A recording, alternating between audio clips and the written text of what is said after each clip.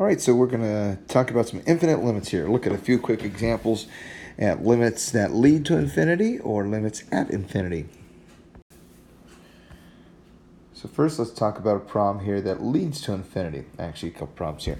So first one, we have a limit as x goes to 5 from the right side here. So we're picking a number a little bit bigger than 5. Maybe it's like 5.1.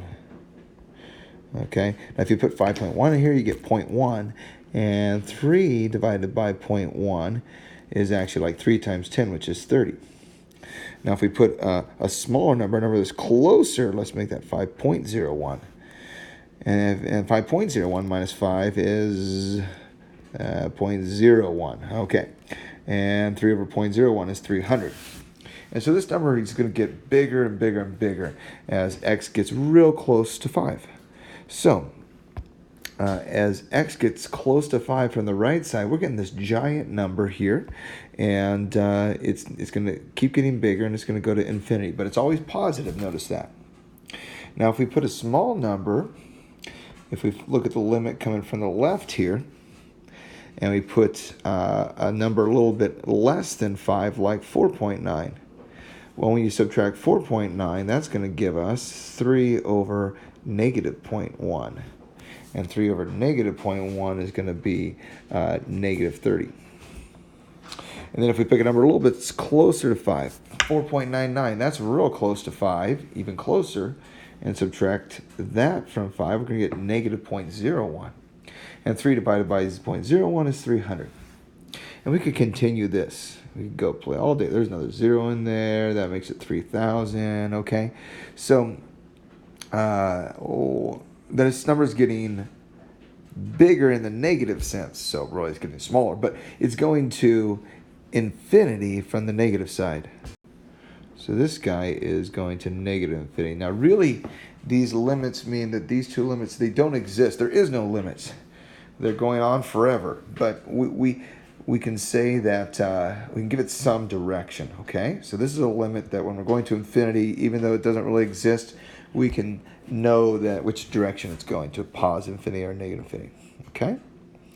Well, then we have this situation where our limits are going to infinity, okay? So the first one here, we've got a limit going to infinity of this big old rational function, all right? So what happens here is when x is huge, you know, we're putting giant numbers in here for all of these x's. You know, if we put a million in here, we have 6 times a million to the third power, and 4 times a million squared minus 12. Now, we're talking giant numbers, okay? And as these numbers get bigger and bigger and bigger, 100 million, billion, trillion, these numbers get huge. This 12 over here really doesn't matter. So we're just going to ignore that 12. We're trying to see what this is close to, okay? And so when numbers are gigantic, little constants like 12, even if that was 1,200 or 12,000, it wouldn't matter because this x number here is getting larger and larger and larger. So eventually this constant doesn't matter. Now, here, this is pretty big, a million squared. That's a big number, but this number here is so much bigger. This is 6 million times bigger than this. So if you had a million cubed, and you know, and I had a million squared, well, you have a million times more than I do. All right, so you've got a lot more of whatever it is. Well, I guess that could be good or bad depending on what you have.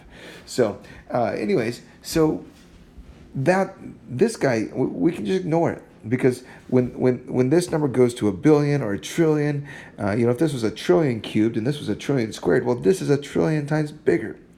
So this guy is just small potatoes because the other one's a trillion times bigger. So moral of the story is this: all of these low powers, 4x squared and this constant, we can ignore those. We don't need them. So what we're going to do to solve this problem is we're going to say when x goes to infinity, gigantic, these guys don't matter, all right? They're small potatoes. Same thing up top. those don't matter. So this limit is equivalent to the limit as x goes to infinity of 5x cubed over 6x cubed. And now that rational function looks a whole lot simpler. So, and with this simple one here, then this x cubed is going to cancel. And because that's a simple fraction, now we're really just talking the limit as x goes to infinity of 5/6. Well, now there is no x anymore, so this is always 5/6. So the limit is 5/6.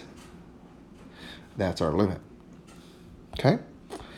So again, as we go to infinity, we have these polynomials. These small powers we can cross out. And we're not saying that this expression is equal to this expression. That's not true at all. And if you plug in a number like 1 or 2 into here, and you plug in plug in 1 into here, into all of these, and plug in 1 into here, you're going to get two very different things. Okay? But when you plug in a trillion and you compute it, if you plug in a trillion into this and compute it, it's going to be real close to 5/6, whatever that decimal is. All right? 0.83333, I think. Anyways. All right. What about this guy? One more. Same idea. So now we're going to infinity here. And so as we go to infinity here, these numbers don't exist. Well, they're not as big. They're small potatoes. So we're just going to cross them out. This as limit as x goes to infinity is just going to be 4x cubed over 5x to the 4th. And simplifying that, now we can simplify it. See, up here, you can't cancel these x's because we have other terms. But now with this smaller, simpler expression there, we can cancel that. And we can say this is just really 4/5.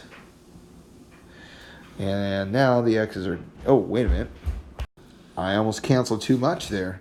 We got something left, right? Because when these cancel, 3 of these cancel with 3 of those, we still have an x left. So now when x goes to infinity here, this is going to be 4 back up. So when x goes to infinity, this thing is getting huge. 4 over a giant number, 4 over a million, 4 over a trillion, 4 over a billion. And 4 over a trillion, 5 trillion, whatever it is a very small number. So this number is going to a very small number. It's going to 0. Okay? Whenever we have an x on the bottom and constants on the top, this could be x cubed, x to the 3rd, x to the 4th, doesn't matter. If we're going to infinity or negative infinity, this is going to go to 0. Okay? So that's the idea there. Limit's going to infinity, and limit's going to when the expression goes to infinity or when x goes to infinity.